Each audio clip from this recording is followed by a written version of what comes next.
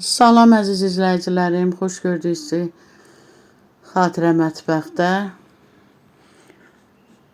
Mən bugün yerli toyuqdan soğuz hazırlayıram. Sizinlə bölüşürəm.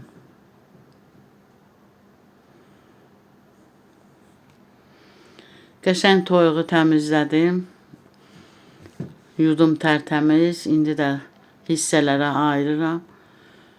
Əlavə edirəm qazana. Qəşəng doğranmış soğanla indi onu qovuracam.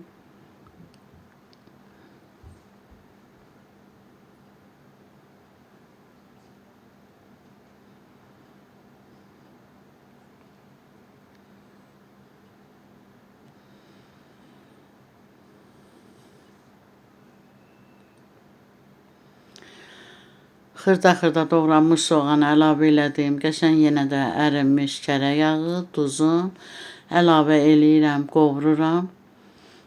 Yarı qovrulmuş yenə pomidorunu əlavə eləyəcəm. Qabığı soyulmuş, xırda doğranmış pomidor əlavə eləyirəm. Qəşəng onu da bir yerdə qovururam.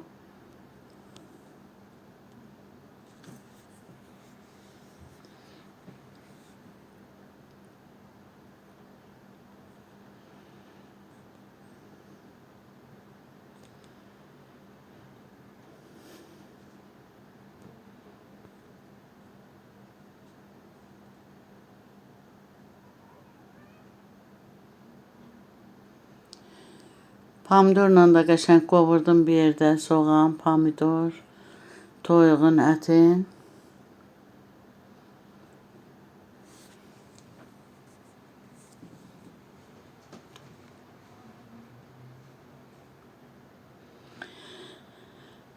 Biraz bibər də əlavə edirəm. Bibər çox yaraşır toyuq ətinə. Biraz sarı kök əlavə elədim. Bibəri kim istəsə bibər vursun, kim istəsə vurmasın. Amma bibər çox qəşəng toyuq ətinə yaraşır, dad verir. Yəni yay yeməkdə.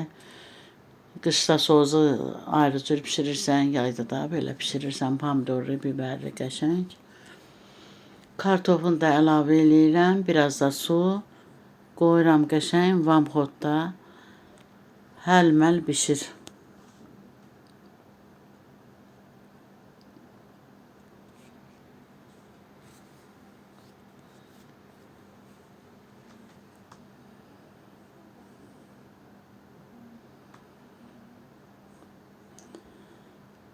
Qaynanmış su əlavə elədim yeməyə qəşəng.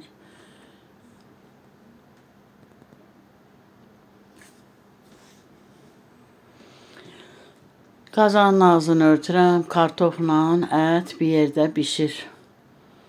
Çox ləzzətli, ətirli yemək olur. Əfsuslar olsun ki, indi uşaqlar yerli toyuq yemir, ancaq ağ toyuq.